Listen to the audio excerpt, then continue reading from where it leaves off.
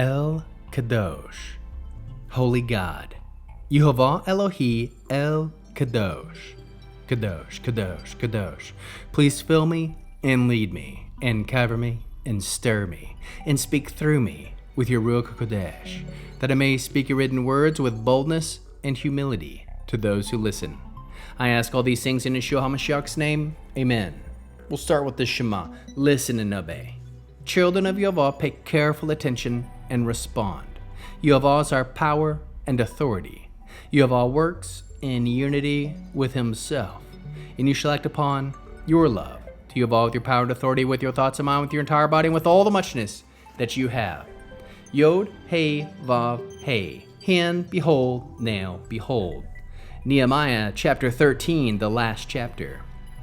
It was also at that time when they were reading in the scroll of Moshe that it was found written that no Ammoni or Moabi may ever enter the assembly of God, because they did not supply the Elephtah people of Israel with food and water, but hired Elephtah Balaam against them to put a curse on them, although our God turned the curse into a blessing. On hearing Elephtah of the Torah, they separated from Israel everyone of mixed ancestry.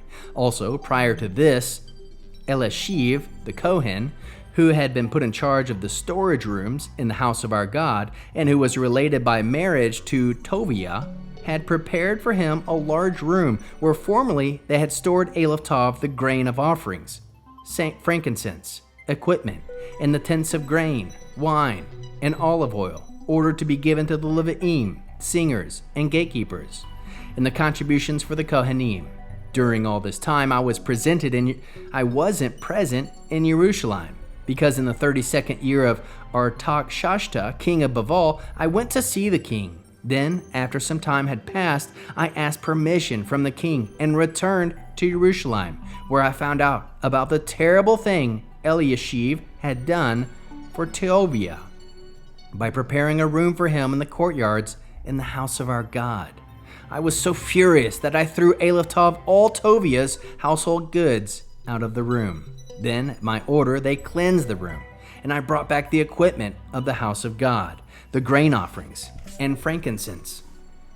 I had also learned the portions of the Levi'im had not been given to them, so the Levi'im and singers were supposed to be doing the work had deserted, each one to his own farm. I disputed with the leaders, demanding, "Why is the house of our God abandoned?"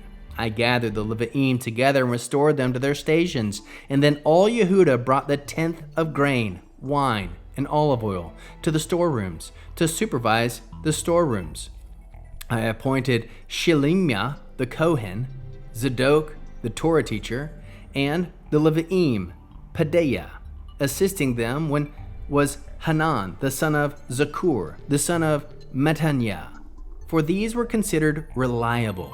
Their duty was to make the distribution to their kinsmen. My God, remember me for this. Don't wipe out my good deeds, which I have done for the house of my God and for his service.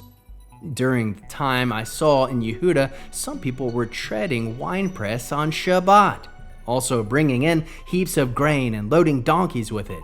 Likewise, wine, grapes, figs, and all kinds of loads, and they were bringing them into Jerusalem on the day of Shabbat.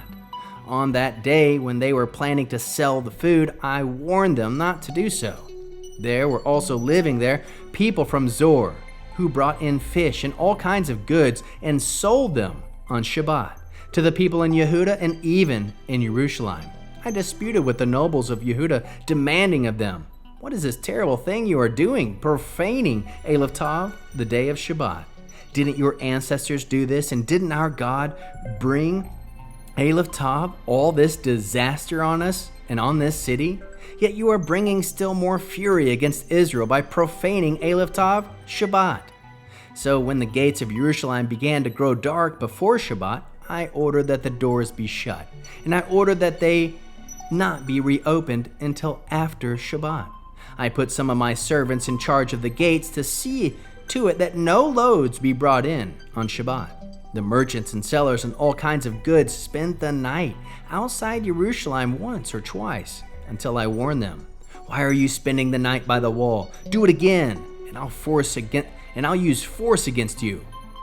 Then on they stopped coming on Shabbat. Then I ordered the Levi'im to purify themselves and come and guard the gates in order to keep the Aleph Tov day of Shabbat holy. My God, remember this too for me, and have mercy on me, in keeping with the greatness of your grace.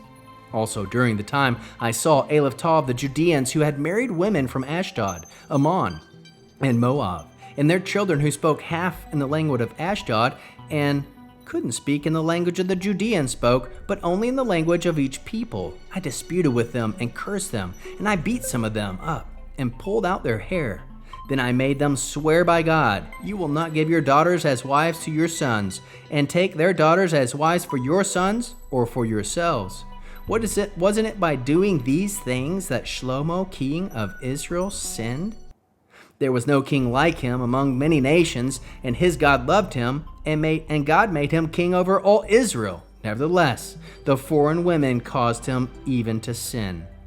Are we to give in to you and let you continue, Aleph Tov, in this very great evil, breaking faith with our God by marrying foreign women?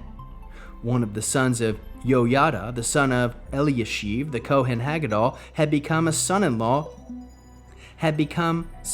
to Sanballat, the Horoni. So I drove him out of my presence. My God, remember them, because they have defiled the office of Kohen and the covenant of your Kohanim and Levi'im. Thus I cleansed them of everything foreign, and I had the Kohanim and the Levi'im resume their duties, each one to his appointed task.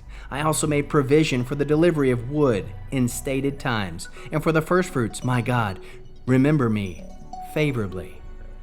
How can we learn to love our Creator after reading this fascinating 13th and last chapter of Nehemiah? We can love Yehovah by separating from what defiles his covenant. Love Yehovah by guarding his house with purity and reverence. Love Yehovah by honoring the Sabbaths as holy unto him. How can we love our neighbors as we love ourselves and as Yeshua loves us? By encouraging them toward holiness by example, helping them walk faithfully in Yehovah's covenant. How can we bear one another's burdens? By standing firm against compromise that harms the community, restoring together what honors Yehovah. What are the top 3 fruits of the Spirit found? 1. Zeal.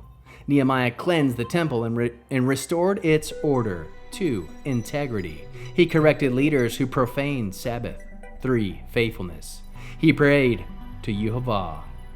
He prayed for Yehovah to remember his work. What is the Hebrew word that encapsulates this chapter?